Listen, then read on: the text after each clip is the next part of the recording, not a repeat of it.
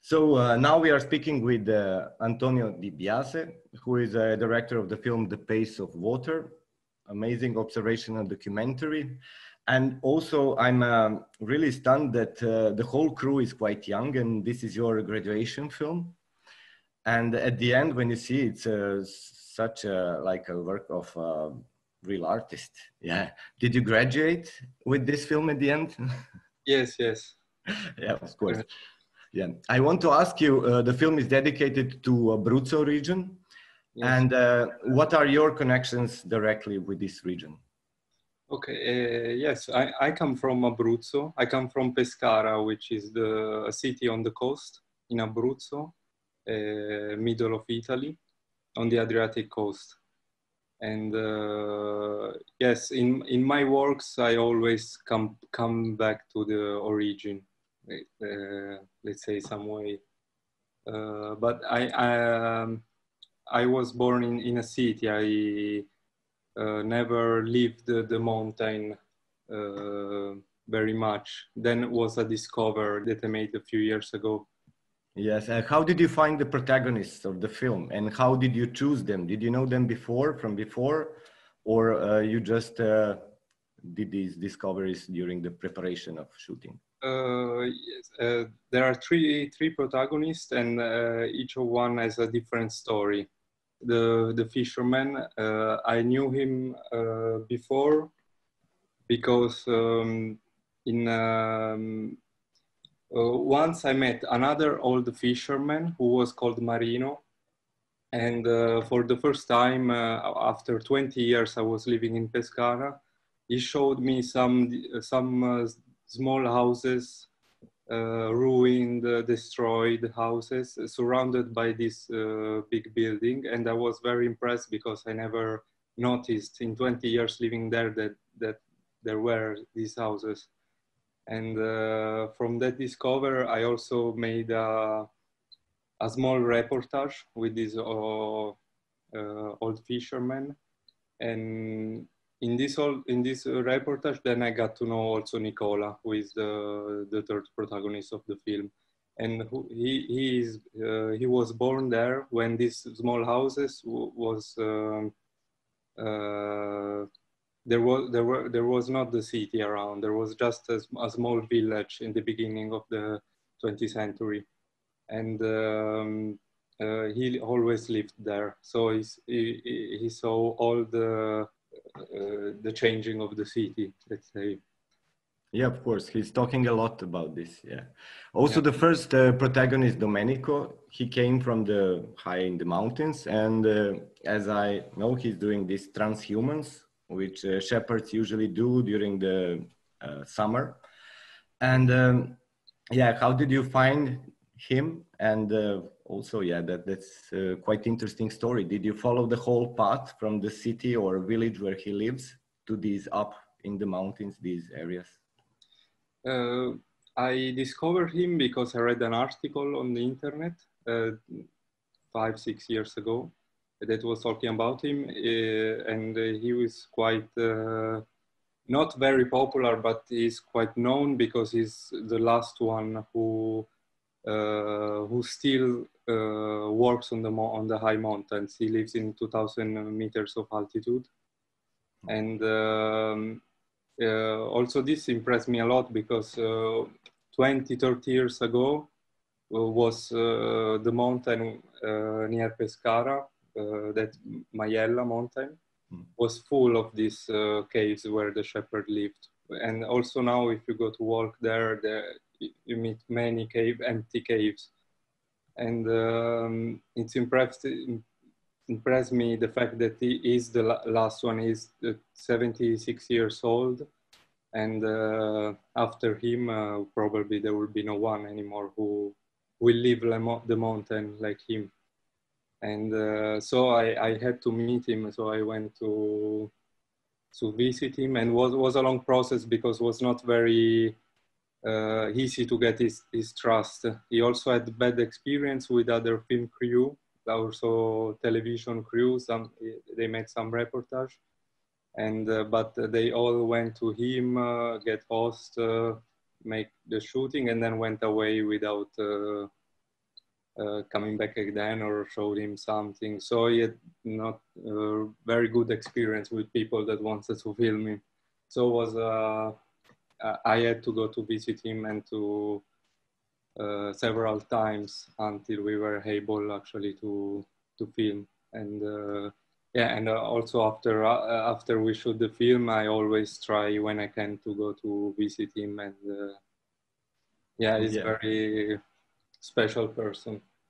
I can imagine how this goat cheese is wonderful. Yeah, and also it's made in this old-fashioned way completely. Yeah, yeah. Also, and with Nisida, the lady who is doing this pilgrimage to San Bartolomeo's hermitage. Yeah, she's my grandmom. Ah, didn't know that. Yeah. She's a really wonderful, amazing person.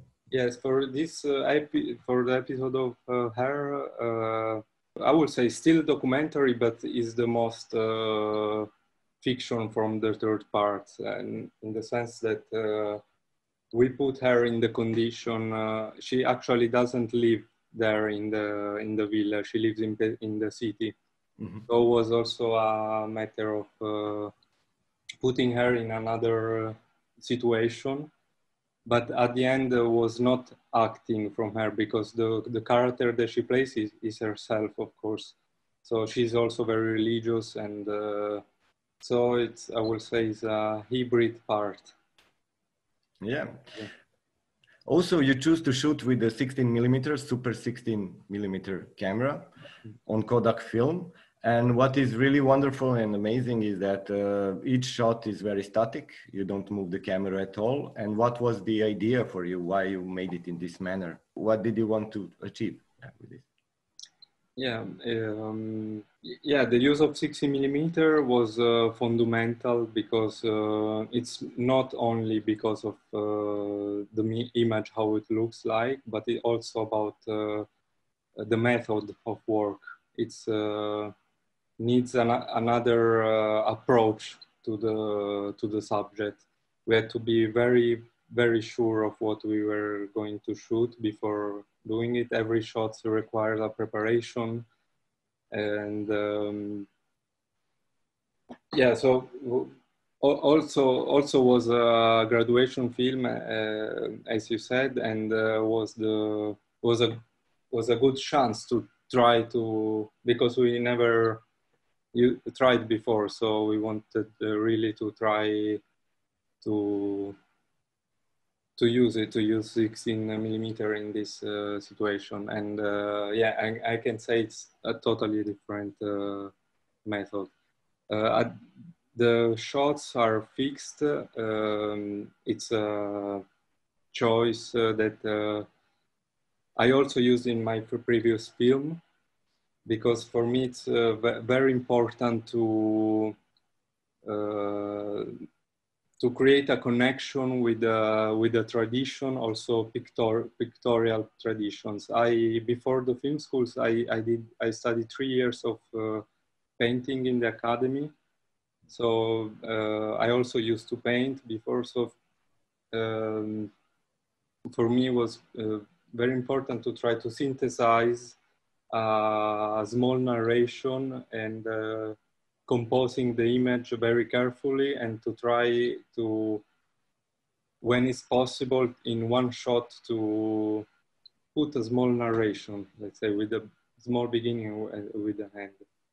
And yeah, this was important also to somehow, yeah, to make, to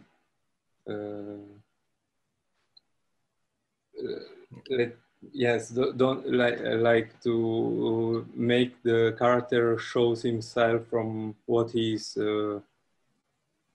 deeply, let's say, how we look like, not because of what the words say, what the words tell, but how the physics moves in a ambient. Yes, really, each frame looks like a painting, and you did amazing. This or the DOP made wonderful job.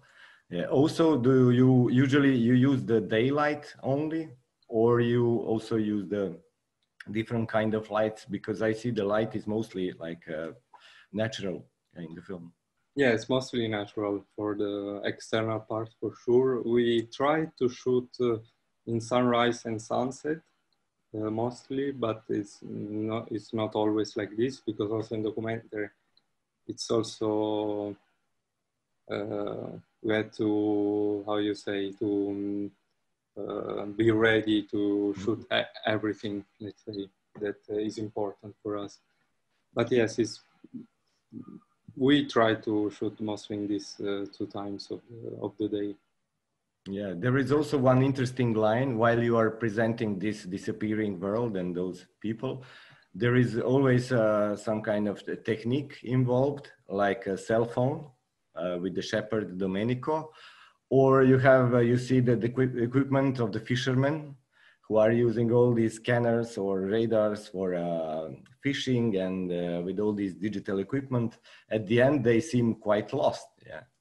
And there is this nice dialogue with old captain, with Nicola, with the captain Massimo, yeah, who is telling the story how Nicola used to just look at the sky, see the clouds, and know what will happen.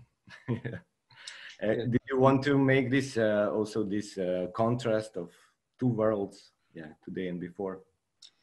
Yes, for sure. What I interested me was to try to make a film that when you watch it looks like to watch something that historical somehow, that happened in the past and not today.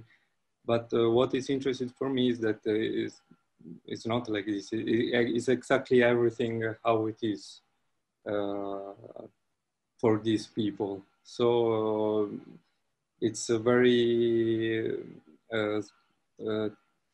small line, let's say, between this. So I didn't want to avoid these also new technologies, because yeah, like for the shepherd, the fact that he talks with the phone, it makes come out a contrast inside. I didn't want to avoid what is present today. I'm sure that the signal for a cell phone is quite low, and in these high mountains, like 2,000 meters high. Yeah, it only there is a signal only where he has the cave, only there. If you go like 2 meters there, but I think it's okay. It's just a case. Of course, yeah. Also, I want to ask you about these protagonists now, including your grandmother. Are you still in contact with them? Yeah, you mentioned also you are in contact with the shepherd from time to time. And how are they today? Are they fine and okay? Yes, I try to meet them when I can, but I don't live there anymore. So it's not that easy, but when I come back, I always try to go to visit them. And well, they are all getting older. The shepherd, I went to visit him a couple of weeks ago, and after 2 years after the shooting, I can say that he is he looks much older than I was 2 years ago. Also, he's starting to have physical problems. He's starting to have these thoughts of, I want to sell these sheep. I cannot do it anymore alone. And I mean, it's totally understandable. But at the same time, yes, it can be that in few years it will stop. My grandma is doing okay. Let's say also she's getting older, but she's still fine. And also Nicola, the fisherman, he is like a rock. He's never. Yeah, and I suppose the cat Micio, one-eyed cat, is an amazing character. Yeah, as well. Also, I want to ask you, what are the influences for you? We can see like the Italian documentaries they have amazing history. Yeah, and we can. It reminds me on films of Vittorio De Seta and maybe these docu-fictions by Ermanno Olmi or documentary films. Yeah, what were your inspirations during? Yes, for sure. The Zeta is for sure one of my masters, let's say, of inspiration. Also Olmi, also Franco Piavoli, and more recently, I will say Michelangelo Frammartino. Yes, there are some. It's very connected in in a way. Yeah. Yes, for me, for me, it's really important to make something that is deeply connected in a line that was always inside the, let's say, Italian cinema, and not only, but to reconnect to, yes, to some way of seeing the tradition, and then to try to add something, of course, but also to stay there, not to try to make something new, but try to continue something that already exists. Yes. For me, is a value today. This. Yeah. What can you tell us about the Zelig School for Documentaries? You were there studying, and how the work? Are they also the producers of the film? Did you find through them the Kodak strip, the reels for shooting, and yeah, how the production was?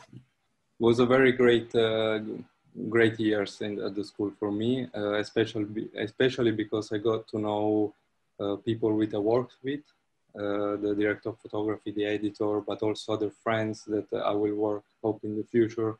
And this is for me the most important thing, is to create a team. Because before the school I always worked totally alone, and yes, this was the nicest thing. Then I have to say that the school left us independent. Like the whole third year, there are no lessons. It's only to make the film. And yes, we had tutor. We had like let's say the economic restrictions, of course, also timing restriction. We had to shoot in some periods precise and edit in a precise period. But this is also very constructive to have this limit and to know, okay, now in this week I have to come home with the material. It's also I would say good to have it. To have limitation also puts you in a situation where you have to be more productive, more creative as possible. And yeah, the school gave me a lot, and in this sense. And yes, then we also moved to independent, like for as a production. The school gave us the basic, also the basics to start the film, but then we also moved alone. We found the sponsors, also me and the director of photography, and yes, we made a small crowdfunding. So we also, let's say, took care also of the production part, which was also nice to learn a little bit how to do it. Yes, I want to go back just for a moment to ask you, did you plan to show the film to your protagonists? Yes, they watched it, but I don't know. I'm not sure they care so much about it. Let's say they did it because I asked them to, and they were happy to do it. But when we were shooting, they were thinking that we were like more a television crew, or they didn't have a precise idea what we were doing. There was just a trust. They were sure that we were doing something good, and but yeah, they didn't at the end expose them a lot about their judgment on the film. They are not very interested, I think. Yes, of course. But now they have eternity because they are shot on the film. Yeah, which is really beautiful and also great for anthropologists to discover all these worlds. Yeah. So yeah, also I want to ask you, the film came out just before the COVID, and I'm this pandemic, and I suppose it stopped so many screenings and opportunities for the film to be shown around. Yeah, and how do you cope with this? Are there is it shown on festivals, and are there plans for future to show the films at the film festivals? Yes, until now we went pretty good. We came out just before in last November. We did a world premiere in Festival dei Popoli, and then we did a couple of festivals, and then yeah, with the COVID we went online to festivals online, and but now it seems like that. Everything is going better. 1 week ago, we did the first projection in Pescara, and it was a very nice situation with a big screen with many people, and yeah, that was very, after many months that the film was online, like to be there, to project it there was a very special moment. And I hope it will continue in this way. I'm very honored to be in your festival, and I'm so happy also that it will be shown for real. And thank you. Yes, I'm also very happy that if you manage to come, then the audience questions from the audience are always more interesting than these other questions. So I hope the screening will go well. Well, thank you very much, and take care. And I hope to see you in Belgrade, so we will have time to talk more about everything. Yeah. Yes, thank you. Thank you, Antonio, and see you soon. See you soon. Bye.